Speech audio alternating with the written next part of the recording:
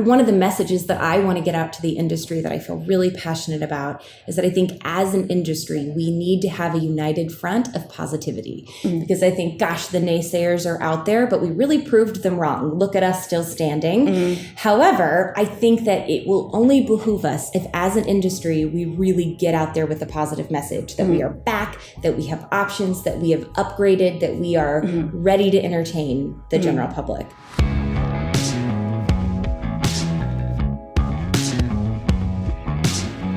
This is the Box Office Podcast. I'm Rebecca Pahle, Deputy Editor at Boxoffice Pro, the pulse of theatrical exhibition, joined here today for the second and final installment of our Geneva Convention Series. Here along with me to go over the news and box office over the last week are Chad Kennerk, analyst at Boxoffice Pro, and Russ Fischer of Box Office Studios, which provides editorial content to movie theaters. After we go over the news and box office, in our feature segment, we have an interview with Chief Creative Officer Bobbie Bagby Ford of B&B Theaters, talking about kind of the evolution of marketing, of spectacle, of really creating an event to bring people out to the cinemas.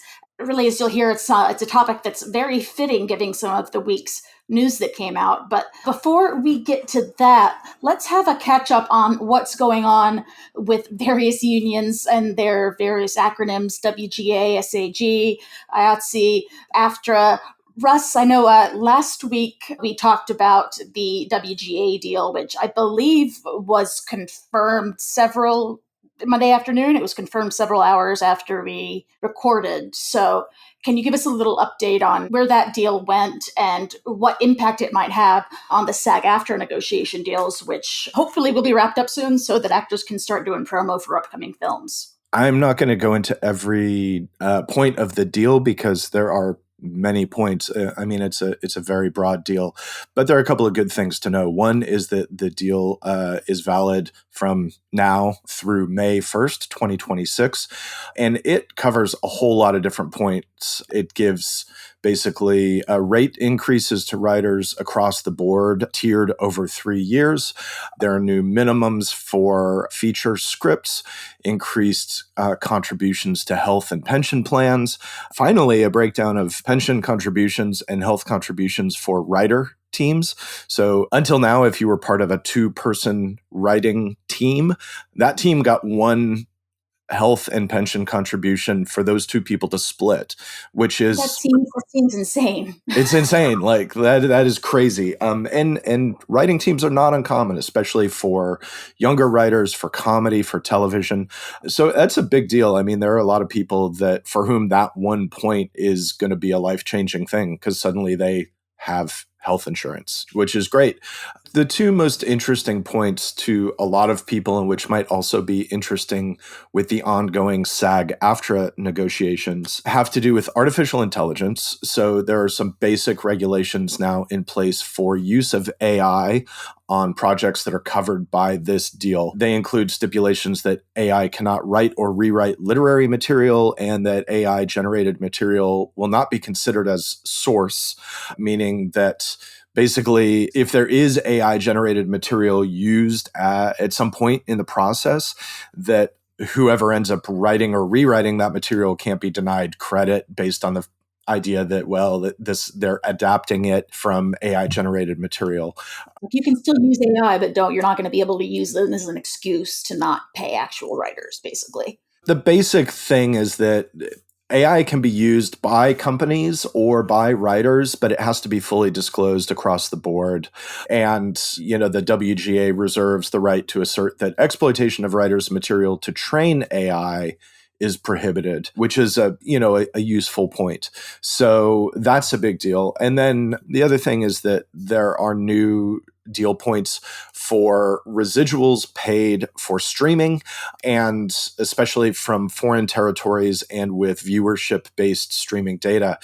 And ultimately, the takeaway from all of this is that potentially writers can earn a lot more from residuals, which is good, and that to do so, streaming data will be shared with the WGA subject to non-disclosure agreements. And some of that data is going to be aggregated as well. So you can be certain that streaming companies are going to do everything they can do to keep that data private or to make it as undecipherable as possible. And it remains to be seen. It's still a crack in the wall of this, just so to this point, impenetrable blank wall of nobody knows any streaming numbers except for when the streaming outfits want to release them. And in that case, you can't even really verify if they're accurate or not. Absolutely. Yeah. So, the idea is that all those numbers are still going to be private, but I think everybody kind of knows that that's going to break at some point. This data is going to leak or be released somehow. And so, if nothing else, if contractual negotiations for the contract that follows this one in 2026 become an issue, you can very easily assume that maybe some data will be made public as part of the negotiations for that contract, depending on how much hardball needs to be played. Okay. I mean, hopefully or possibly we eventually get to a point where, in order to have to avoid the situation of data being leaked and interpreted in certain ways, depending on who's releasing it or who's who's a conduit for that information, just release the numbers so it's all out there in black and white. I mean, I guess we went from it looking like that was never going to happen to at least kind of having a move in that direction, which I think, especially considering, on the movie side of things, more and more streamers getting into the theatrical side of the equation is this positive news. I mean, more data, the better.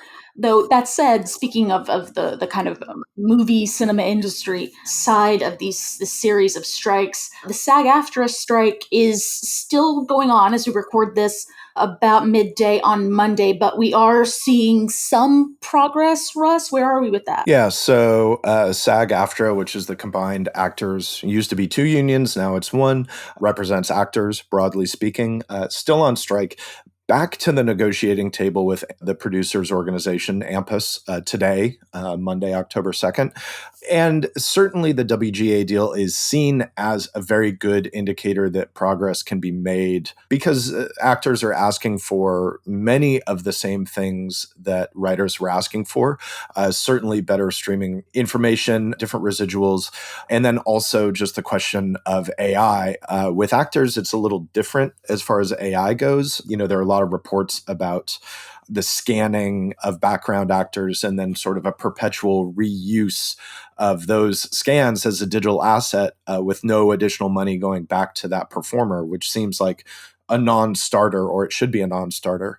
So that's a big deal point. There are other big deal points that have to be worked out, and you'll see different levels of optimism or pessimism from bargaining reps from SAG, depending on who you read and or who you talk to. But the point is that they are back to the bargaining table after quite a long stalemate.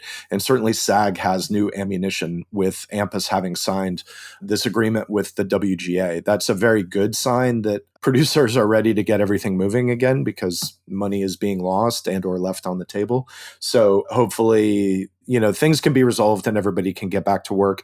But as far as a timeline, I don't think anybody is going to go out right now saying like, yeah, it's going to be resolved this week or, nobody knows. So the WGA one, when it came together super quickly. So I think whenever it is, we'll probably not have a ton by way of advance notice. I mean, whenever we talk about these issues, you can rest assured that whatever information that we're saying on Monday, by the time you listen to it on a Thursday, there could very likely have been new developments. There may be developments, yeah. And so the button on all of this is that WGA is resolved. With any luck, SAG-AFTRA will be resolved soon. But then there is, in 2024, another agreement that expires, which is the IATSE agreement, aka the International Alliance of Theatrical Stage Employees, a union which, full disclosure, I was formerly a member of. I've not been a member in almost 20 years, but once upon a time I was IATSE. And now IATSE covers a lot of different workers from Broadway companies. Like if you go see live music at a big venue, there's a good chance that that's an IATSE shop, things like that. But specifically with respect to movies and television, the agreement that IATSE has with the producers organization expires in 2024. It's a 3-year agreement. The last one they signed was in 2021. And at that point, a strike was very narrowly averted. It looked like IATSE could strike for the first time, I believe, in the organization's history. The WGA has struck quite a few times. IATSE does not strike as a group by and large. So now we're looking at 3 years after that agreement was signed. It's been a very rough 3 years between COVID and shutdowns that have to do with the writer and actor strikes. Crew has been very adversely affected by both of those things. So, I think everybody's going to be a little bit on edge going into next year, knowing that an IATSE deal has to be made, and that the chances are good that IATSE is going to be very aggressive with asking for quite a few different deal points. And if there's any resistance on the part of AMPAS, then I'm not going to say we're in for another strike, but certainly it's, a question mark. So we'll see how that goes. The entertainment industry, it's different every day. It is. And, it has shifted rapidly. And that's the thing, is that is the root of a lot of these strikes, is that the entertainment industry is different every day, and it shifts very quickly. New technologies change things for everybody. And historically, the producers organization has taken their bargaining strategy has basically been like, this is new. Let's sign this deal now and wait and see how it works out.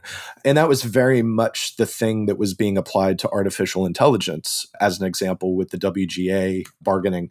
And this, after seeing years of, I think, erosions of residual income based on the way similar negotiations were held around streaming, everybody was like, no, we're not doing that again. Trust the producer side of things to say like, okay, no, we'll sign this deal and then work out all the kinks later on, and you can trust that we have everyone's best interests in heart. Correct. And not just ours. Correct. Yeah. So just keep in mind, that's what powers a lot of these negotiations, is that constant movement of technology, and the fact that, everybody's trying to maximize it for themselves, and there's not always a willingness to share. I mean, that we've definitely seen on the cinema side, this affecting release date changes. Certainly, Dune Part 2 has, I think, been the biggest profile film to kind of shuffle its release date backwards. Hopefully, with the SAG-AFTRA strike, will resolve itself shortly. But in the meantime, we have seen the industry kind of adapt to the way these strikes have kind of put a halt on marketing. Maybe there aren't as many films that have been hitting theaters, are set to hit theaters in the upcoming weeks than were initially expected. I think probably the biggest surprise, and definitely happiest surprise over the last few weeks, is the Taylor Swift concert film, the concert film of her Eras tour, which is just swooping along into theaters starting on October 13th. Definitely a welcome addition to the calendar for our Partners in Cinema exhibition, and absolutely just decimated cinema ticket sales, pre-order records. We've had another kind of update on that, and also another superstar coming to the cinemas. So, Chad, what can you tell us about that? Yeah, after smashing AMC presale records, AMC Entertainment announced just after we recorded last week that Taylor Swift Eras Tour concert film is going global and is going to be playing in 100 countries around the world, in every Odeon cinema location throughout Europe. So with those pipeline of agreements with cinema operators throughout the world, AMC Entertainment has already announced its next release. I told Rebecca she needs to buy us all a lottery ticket, because in early September, Rebecca, you predicted a Beyonce concert movie, which AMC has just announced will be arriving December 1st. Yeah, as we record this podcast, it has just been announced. Tickets have just gone on sale at AMC. Circuits such as Imagine and Marcus and Alamo are also going to be screening the film. I'm sure we're going to be getting additional confirmations and announcements about additional chains as the day and the week goes on. But yeah, this is for her Renaissance tour, which I believe wrapped up on Sunday night. Yeah, in Missouri. In Kansas City. Yeah, right here. Everything is, with Taylor Swift being at the Kansas City game and everything. I don't know. They've had a wild few days. But yeah, per AMC, which is releasing theatrically both the Taylor Swift and Beyonce concert documentaries, it will air Thursdays, Fridays, Saturdays, and Sundays for a minimum of 4 weeks, with multiple showtimes programmed throughout the day. All ticket prices for all formats are going to be set at $22, plus, fees and, various mobile platforms, on a case-by-case basis. Yeah, Beyonce didn't want to be any of those Tuesday matinee screenings. I guess she's just going for the long weekend. And Rebecca, you said that already today there were some IMAX and Dolby screenings that were sold out at the location you were looking at.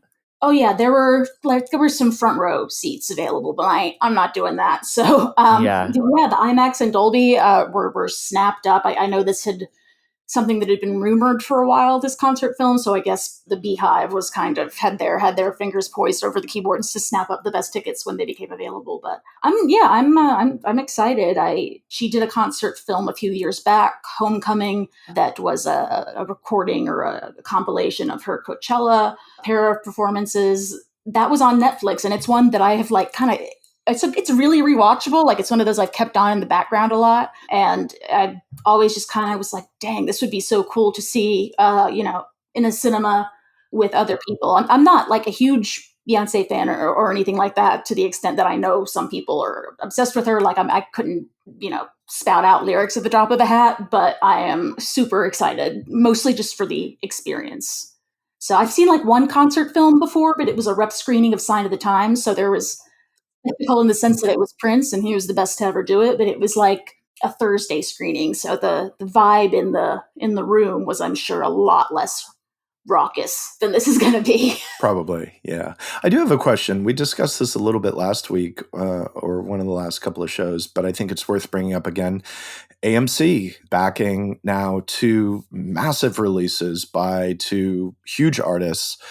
What is their plan for the next 5 years? Is this, what is AMC doing? Do we know? Yes. Is this a new part of their business? Is this, kind of more individual one-off type of things based on pre-existing relationships? I mean, once you've done Taylor Swift and Beyonce, those seem like the big 2. Like, I don't know what other artist you were going to book who is going to have that level of excitement. Like, maybe Ariana Grande, but like, they got the big 2 right off the bat. So yeah, I'm not, AMC has not said anything really official on that at this point, but it's interesting for sure. Well, I mean, the next big ones are, when BTS does a reunion show after they've all finished their various individual sojourns.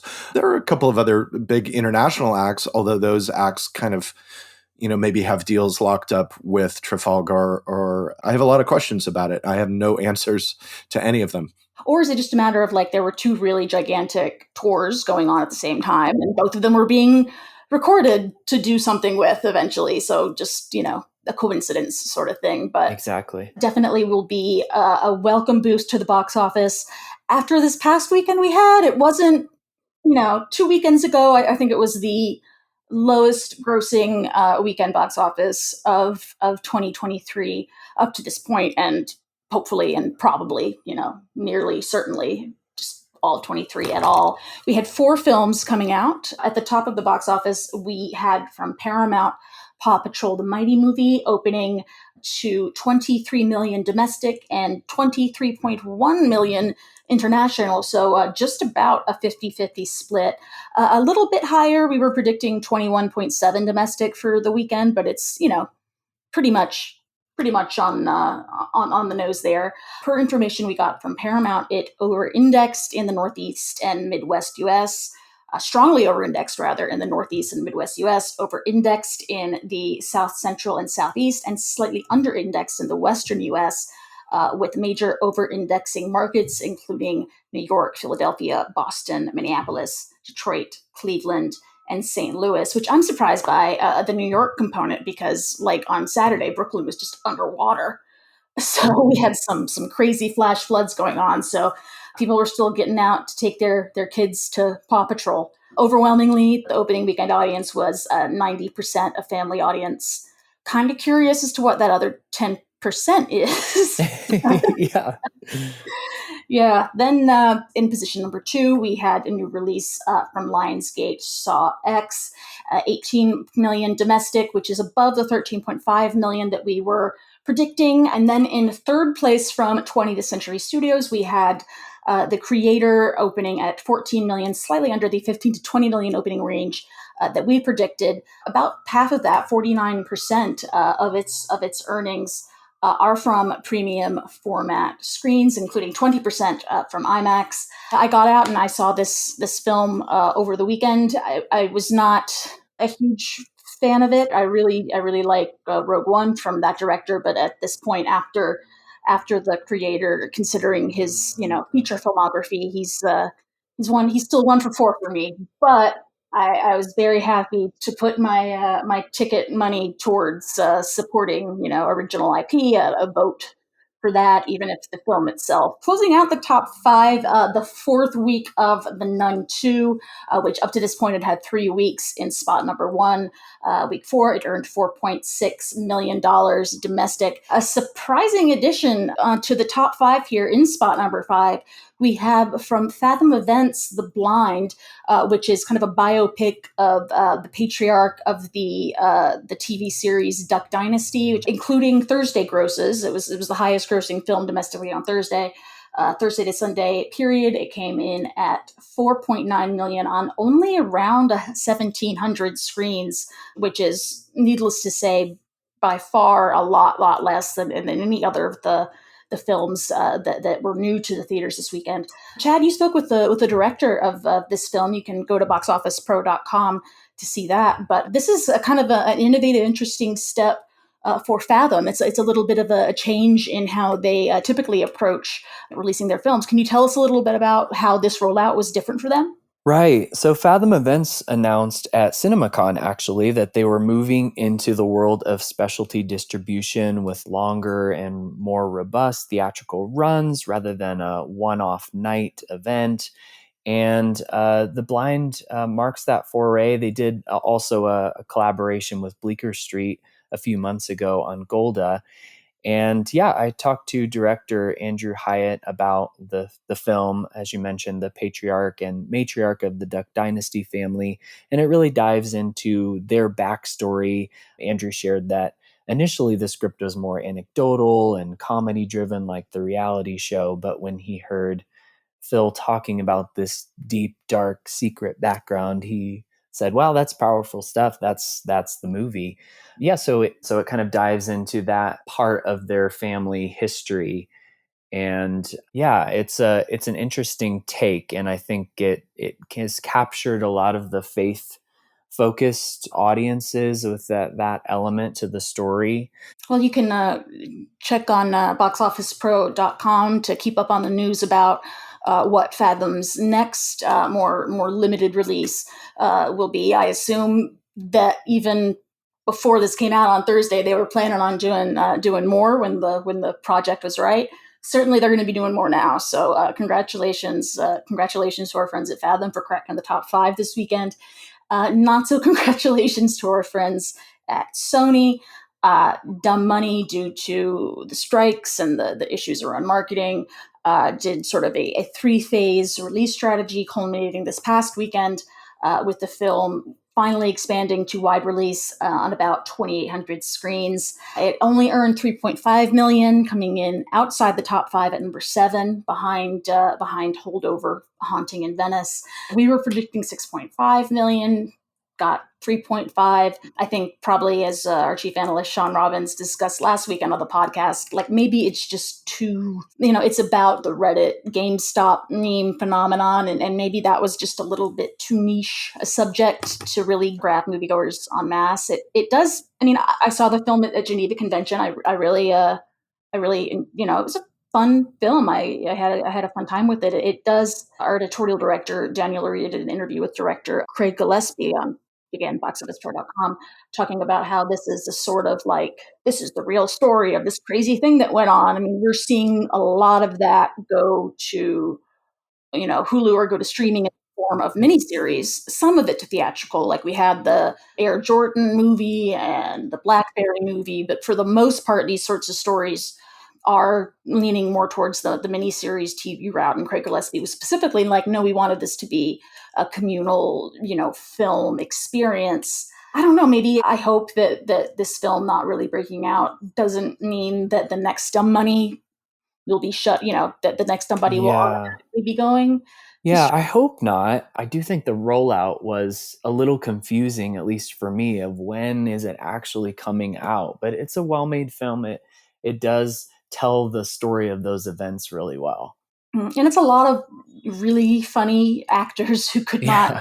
go out and do promo. So I think a certain part of it is just bad luck. But Yeah. it was weird. Like, it's obviously set during the pandemic, and seeing people again with like masks over half their face for big chunks of the movie, I was like, oh yeah, I can't really hear or understand people when they're wearing masks. Right. Almost managed to forget about that one, but I cannot understand this dialogue.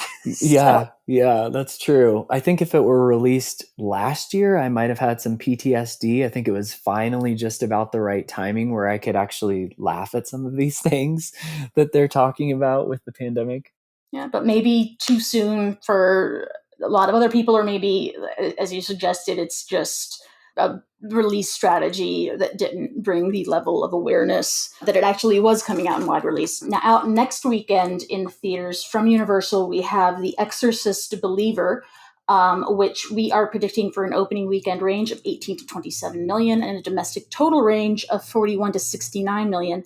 Russ, I wanted to ask you about this one because it's the first in a trilogy reboot of a beloved classic horror film from director David Gordon Green. We saw this with Halloween, which was, I know you were kind of mixed on critically between the three films. They did pretty well theatrically, considering, right smack dab during the pandemic and a day and date release on Peacock. This one is going exclusively theatrical. I mean, it having seen the trailer for The Exorcist Believer at CinemaCon, it does look very much like David Gordon Green's take on Halloween. What's your expectation for this title?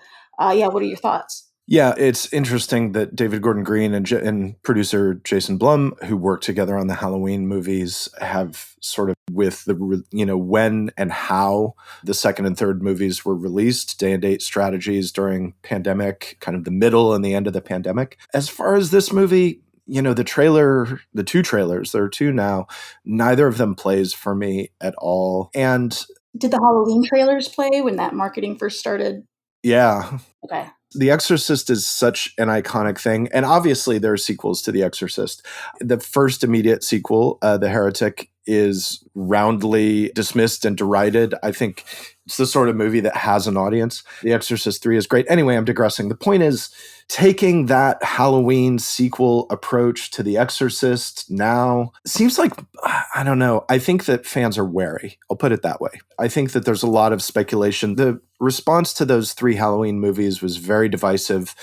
Fans, by and large, hate the third movie, the movie which I like a lot. Most people do not like at all. And so leaping from that into kind of a revamp of The Exorcist it's gutsy, and I appreciate that. I'm not an analyst, so I'm not going to say this is what it's going to make, but I would keep my expectations on the low side. It definitely seems thematically quite similar to the Halloween trilogy that David Gordon Green did, in the sense that it's the classic movie kind of expanded out to a 3-film series that kind of tackles multi-generational, like, inherited family trauma, sort of, widens out the scope of the film. So yeah, I mean, I guess it is kind of going to be impacted by how I don't know if you could say legacy when it's only been a few years, but how the perception of fans and of the horror community has kind of settled about that Halloween trilogy. I don't know. I'm probably going to end up seeing it at one point, just because Eric, my boyfriend Eric, The Exorcist was huge for him. He also likes the third one. So, I don't know how widely known it is that this is the first of 3 movies. Certainly your average opening Friday night audience, a lot of that audience might not realize that this is planned as the first of 3. But that, to me, in this case, seems, I don't know, it seems like a reach, like, yeah, I mean, I hope that, I mean, I just remember seeing Dune and then getting to where it says, like, this has been part 1 and next time on part 2, like that, not having people not come in knowing that this is going to be a multi-part thing seems potentially risky. But then maybe that's just, I feel like there have been a lot of instances over the past decade or so of, we're going to split this one film into 2 films, trilogy or what have you. It's like, when you do that, the first film still needs to have an ending. You still need to have an arc. It still needs to be an actual complete film doesn't just feel like it cuts off midway through everyone's arc.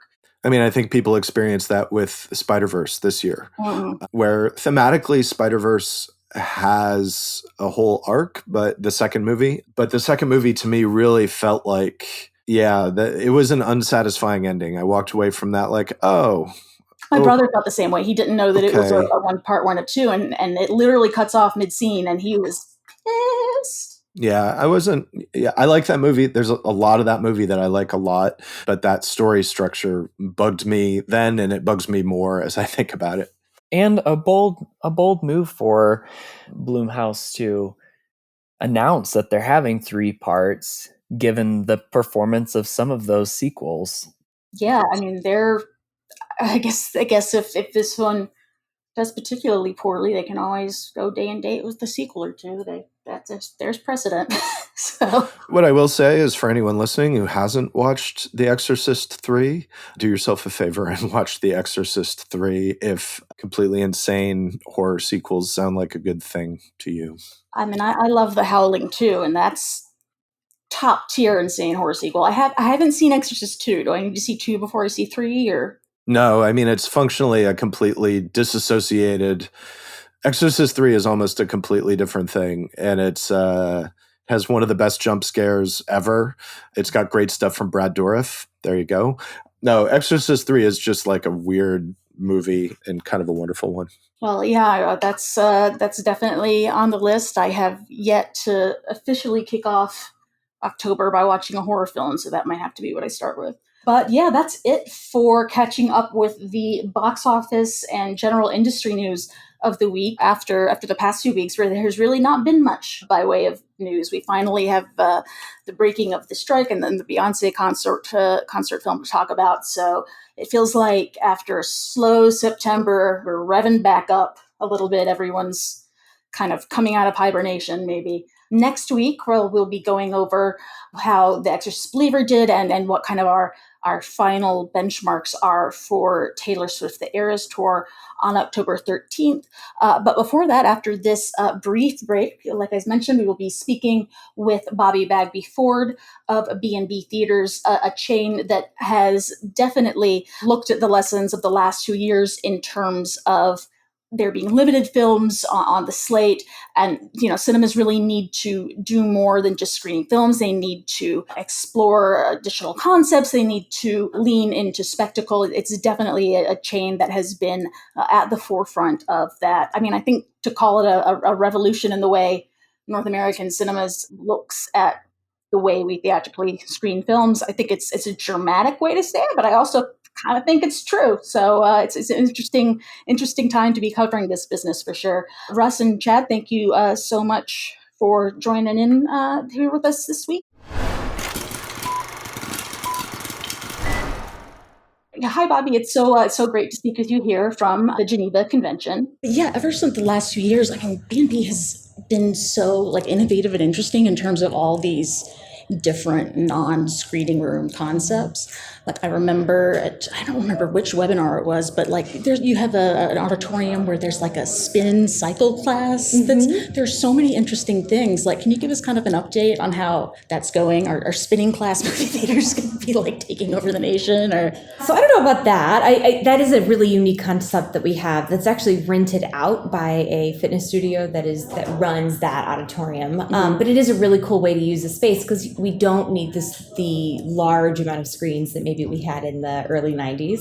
So it's a great use of space. We're also doing cool things like flex rooms that we can do karaoke or gaming nights or birthday parties, cocktail hours, all of those kind of things as well. So we're trying to be as innovative as we possibly can, and they're going well. I think continuing to use our spaces as experiences and reasons for people to get out of their homes in addition to seeing the movie, but to linger longer is a big priority. I mean, you were already doing the whole Cinema Entertainment Center complex before before it got popular. So you have a little, that seems like it's kind of baked into the DNA of B&B, being a little experimental and, Absolutely. trying So new one of our things. core values is innovation. So it is absolutely something we lean into on a regular basis. And we have several LECs, luxury entertainment centers, and they're going really well. And what's interesting about that is like bowling, for instance, typically does better when the same times that movies are maybe not as productive, I guess, or lucrative. And so it seems like it's a really nice cyclical business to go hand in hand. Yeah. So I guess people must have been bowling a lot in September. yeah, so right. So the fall and winter are really good bowling months, and early spring when people are ready to get out of their homes, but it's maybe not quite warm enough, particularly in the Midwest, to get back out. So yeah, bowling and our arcades. We've got lots of other things coming in the future, and so it's exciting. Yeah. What did you guys end up doing for Barbie? I know that's for a chain that, one of your core values is innovation. That must have just been like Christmas. Like you go all out. We had so much fun. It was awesome. We had big Barbie parties everywhere, and we made these cool backdrops in most of our locations. We just did everything pink that you can imagine. We had really cool drinks and experiences and parties and all of that kind of stuff. It was a wonderful time that our guests loved and our staff loved and our bottom line loved, and it was just a win all around. Yeah, it felt like obviously like studios like Warner Brothers and the cinemas were working together really, really closely on that. It wasn't like there was that backup from the studio, but it felt like this has to be replicable. Like nothing's going to be that big and that crazy as Barbie was. I think that kind of just surprised everybody. Like even the people who were at CinemaCon, like people were, the Barbie box since like April. I think it still surprised everyone how well it did. But what lessons do you take from that are replicable for other films? Like Taylor Swift seems like something that would lend itself pretty well to that, even though I imagine her team is pretty like tight-fisted on what people are allowed to do. But still, there have to be like lessons you can take to carry that through future films. 1,000%. So I feel like it became a cultural phenomenon, which is something that you can't make happen. That just happens. But I think the lesson that we can learn is a couple of things. I think Barbie was really fun. And right now we need fun and joy and things to be excited about. It was female driven, which is something we haven't seen enough of in the marketplace. And I think Taylor Swift is another example of that. And I also think it was multi-generational. Grandmas wanted to go with their grandkids, and moms, of course, were in the mix. It also was a girls' night out. I think the other piece to it, though, that there was a message that wasn't too heavy-handed, but yet it was inspiring. And I think finding that correct tone, that's a huge ask for the studios, but I do think those things played into that. And then I also think Warner Brothers did a wonderful job in partnership with us as exhibitors, really working with influencers and getting into the consciousness of society. So it wasn't just a normal marketing campaign. It really, really touched so many facets. And I think especially the influencer path that they took was incredibly smart. That is something that like you can get hyper local with influencers. You can get hyper specific as to the sorts of films that, Gran Turismo, there's video game influencers and racing influencers and looking forward to the films that are coming out. I'm sure there are Dune influencers or the sci-fi like comic book scene. Yeah, we use micro influencers all the time, as well as some more national ones. It's fun to have those partnerships. I actually think I prefer to work with those micro influencers because they're so excited and they're in their communities, and then people see that their friend's mom really knows this person, and then it becomes something that they trust and know. I think advertising marketing has changed so drastically, even since pre-COVID, but even in the last 12 months, people are less and less likely to click on anything or engage with anything that really appears like an ad. So you have to be so genuine and really focus on honestly. And so you have to find those micro influencers that are passionate about whatever that is, and they'll hit the right people. Because anytime that we try to lean into a traditional ad, it just falls flat. It just doesn't work. And I think the studios are doing a really good job of that, some better than others. But yeah, I think society has changed in the way that they want to be advertised to. Yeah, I mean, I'm for these screenings and I see the influencers with like the camera rigs and like you look like Ripley from Aliens or something. And like they're so excited it's that sort of enthusiasm that you really have to communicate, and it can't, like, it is genuine coming from them. Whereas like, you know, we really love the movies, but we're not excited for every movie that comes out. Not every person is excited for everything. movie, Right? yeah. I always say if I was selling lipstick, my job would be so much easier because it would be the same people, the same demographic, the same product. But that's just not what we do. We reinvent ourselves multiple times every single week because we have a different audience and a different palette every week. I mean, B&B, you're one of the few chains, like we do the big yearly Giants of Exhibition list, where I'm sure we've sent you emails where like chasing everyone down, like, what was your screen count? What's your screen count? And of the top, like, you're the biggest chain in North America that actually increased in theater and screen count between, you know, the last full year. One of the things that happened is we sat down really right at the beginning of the pandemic, like 3 days after we had really shut down. Because we're a family business, because we all live really close to each other, we all were in my parents' living room discussing, like, what are we going to do? How are we going to navigate this? And Dad said, there is going to be opportunity in all of this. That sounds maybe opportunistic, but we tried to be realistic about that. Yeah. And he really tasked Brock with, let us, the three of us, my sister, my dad, and myself, work on these things. Brock, you start making calls as you hear about them, find out. First and foremost, we started reaching out to landlords to work with them. And as a result, because we were very proactive, they did work with us.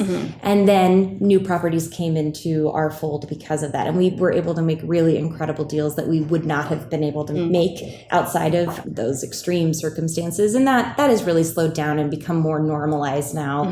We're getting opportunities still for growth, but they're more typical from pre-COVID. Yeah. And so, yeah, we've picked up some really incredible properties, some incredible managers that came with those properties, some new B&B family members. And I'm really thankful for that piece of it that allowed us to grow during that time. Are you still in growth mode? I mean, like, yes. you're trying so many different concepts. Like, you have to have auditoriums to try them all in.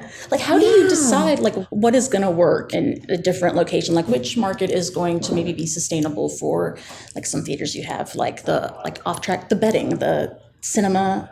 Sports book. That's the word. Oh, so we don't have that. So we have but like that's relaxed, but we are looking at some of the sports options for sure.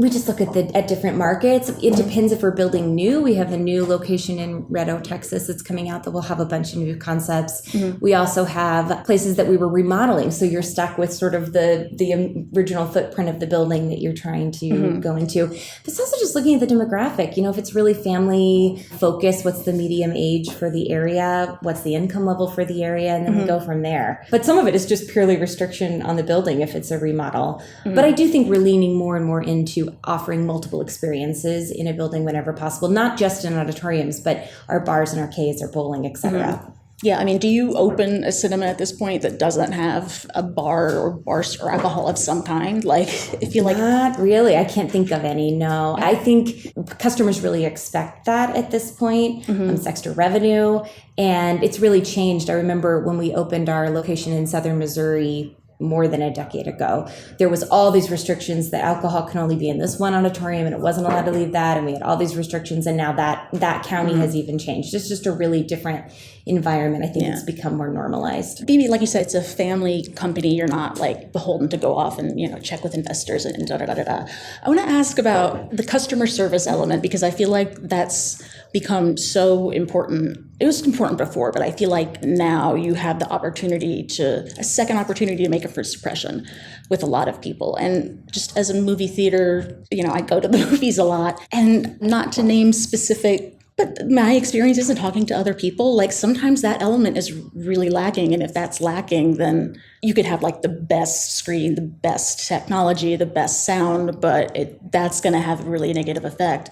As you're expanding, as you're bringing in these new GMs, new teams, how do you communicate that? How do you make sure that everyone's on the same page and providing that, like thanking people and actually being present? Like, I swear to God, if sometimes the lights don't go down and like you have to hunt around to find someone, and it's so frustrating. Yeah, it is. So I think a couple of things. So we have all company calls regularly. So as a leadership team and as my family, we make it a point to try to be connected to our managers. I think the struggle for everyone, especially in our industry where we were truly shut down for so long, we lost a lot of that sort of mid-level staff who might have been around for a few years and became like a shift leader or an assistant manager, a more part-time kind of position that might have grown into leadership roles. We missed on that opportunity. So there wasn't this continued training that happened. There's a break in continuity. Absolutely. We had to completely start over. Well, we were very fortunate to maintain most of our general managers and corporate staff, which was incredible. But our frontline, really the person who touches the customer the most, we have to kind of start over. So we really have been talking a lot as a leadership team about starting at the very beginning. Don't assume that anyone knows anything, which is a hard thing to get over because you don't want to be condescending in any way, but it really is starting over with customer And you service. grew up in the industry, so for you, all this is second nature. Yeah, for sure. We have lots of pictures of me in like a bouncy seat behind the concession stand. I think it is something we lean into a lot. We talk about the value of customer service, and I think the most important thing, and something we stress all the time with our teams, that it's most important to hire the person. You can train somebody to do whatever as long as they're Like, it's willing not rocket to learn. science. Like, it's a fun job. Right. And so hiring people who are passionate about movies and are kind people will go the farthest. And so as long as we're creating an environment that is fun to be in, because that's one of our core values is fun and joy. And so as long as you're hiring those people who have that idea, and also if it's a fun place to work, then it's a fun place to have your customers want to come to. So you can listen to them. Like, I was speaking to, I think it was Rich Doctors in Warehouse, and he was like, yeah, our community liaison manager for this theater is a huge Swiftie. Like, there are these opportunities for ideas and for outreach within communities that maybe, like, from a corporate level, you're not going to know what's going down in every, like, community that you're on that granular level, like the people who work there with boots on the ground. Like, it just feels like such a bad opportunity to waste. absolutely. So we have marketing positions in many of our locations that do just that reach out to the community. And also we try to find people on every staff. We'll say, who's a Star Wars fan? Or who's the Swiftie on your team? And let's lean into what they might would you want to do. Exactly. So we try really hard to do that. Now that we're, fingers crossed, thank goodness, one of the strikes is over. That's right. That's right. And hopefully the other one is swiftly to follow. There you go. So hopefully, like, the schedule changes. The schedule's what it is at this point. What are you looking forward to throughout the rest of the year? I feel like September is always kind of a slow reset, and then you have like award season, holiday season, everything ramps up again. Just like from a personal level, and also from a more B&B wider perspective. What are you excited about? Yeah, so I from a personal level and I guess business perspective, it's nice to sort of feel like we're starting to settle back into a new normal, and there's consistency in product, there's consistency in employees, there's just a sense of like, okay, now we can attack the processes. We're not in like that kind of need panic mode. We're no longer in fight or like, flight. We actually can start to get the work done, So that's really good. I think one of the messages that I want to get out to the industry that I feel really passionate about is that I think as an industry, we need to have a united front of positivity. Because I think, gosh, the naysayers are out there, but we really proved them wrong. Look at us still standing. However, I think that it will only behoove us if as an industry, we really get out there with a positive message that we are back, that we have options, that we have upgraded, that we are ready to entertain the general public.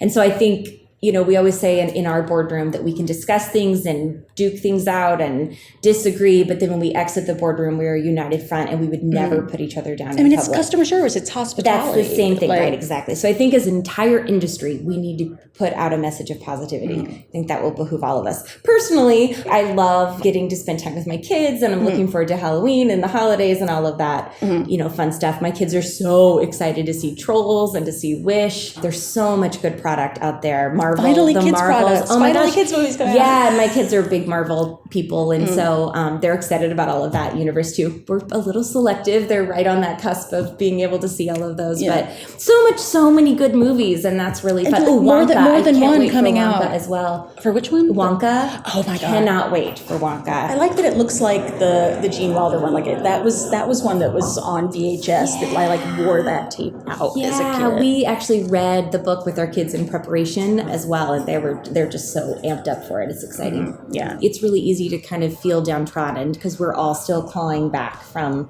the last couple of years. But I do think we need to draw a line in the sand and jump over it and say it's a new day and a new dawn. It is time for us to be positive in the press. I think it's important. I think it's really, really important to be positive. This has been the latest episode of the Box Office Podcast. Thank you to George and John of the Geneva Convention, Bobbie Bagby Ford of BNB Theaters, and of course my co-host for this episode, Chad Kennerk and Russ Fischer. The Box Office Podcast is co-produced by Box Office Pro, the Box Office Company, and Record Edit Podcast. Please tune in next week for the latest in news and box office from the cinema industry. Thanks so much for listening and have a great day.